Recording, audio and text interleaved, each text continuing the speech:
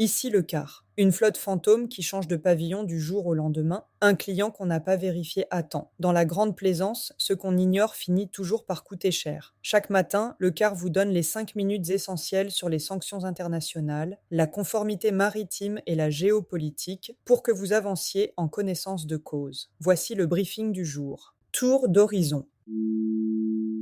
L'Italie a introduit un nouvel article 26 ter à son code de la plaisance, qui impose désormais aux yachts de moins de 24 mètres, battant pavillon étranger, mais appartenant à des résidents ou sociétés italiennes, de prouver leur navigabilité lorsqu'ils naviguent dans les eaux italiennes. En l'absence de certificat de l'état du pavillon à bord, une inspection par un organisme technique italien agréé est requise, débouchant sur une attestation valable 5 ans.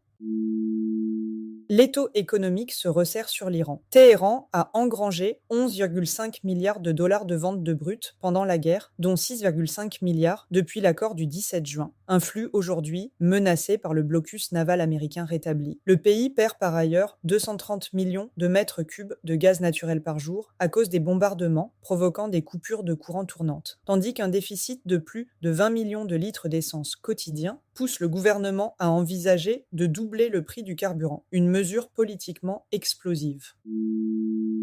Un troisième front maritime s'ouvre. Un navire commercial iranien a été attaqué en mer Caspienne par l'Ukraine en juillet, menaçant une route jusqu'ici épargnée et essentielle aux importations iraniennes de céréales, d'engrais et de bois depuis la Russie et l'Asie centrale. Après le détroit d'Ormuz et le Bab al-Mandeb, c'est désormais un troisième point de passage stratégique sous tension.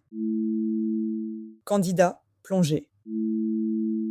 Le nouvel article 26 ter italien illustre une tension classique du droit maritime européen. Un État côtier peut légitimement vérifier qu'un navire présentant un risque environnemental ou sécuritaire réel respecte des normes minimales, mais ne peut en principe pas lui imposer son propre système de certification technique s'il navigue déjà sous un pavillon européen reconnu. L'impact diffère selon le pavillon d'origine. L'Espagne et la Croatie posent moins de difficultés grâce à des régimes d'inspection déjà équivalents, tandis que Malte, la Pologne et la France, qui n'imposent pas de certificat de sécurité périodique pour les yachts privés, rendent l'exigence italienne potentiellement redondante ou contestable devant la Cour de justice de l'UE.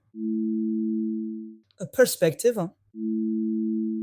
À surveiller, modalité concrète d'application de l'article 26 ter italien pour les yachts sous pavillon maltais, polonais ou français appartenant à des résidents italiens et évolution de la sécurité du corridor commercial de la mer Caspienne.